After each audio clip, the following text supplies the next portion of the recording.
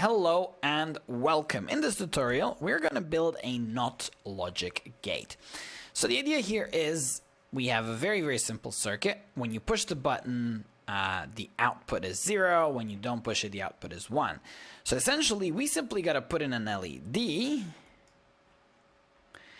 and turn it on initially. And then we're going to have a bypassing circuit that's going to divert the current away from this LED when the button is pushed.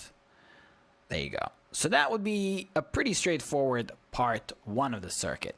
Now for part 2, we would have to put the collector of a resistor right there, right in to the same port. So the collector goes right there in between the resistor and the LED. The button is going to go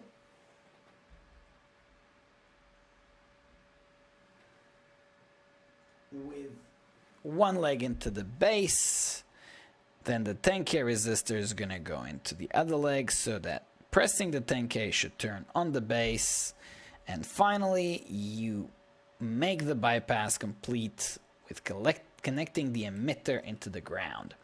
So that should do it. And that's easy.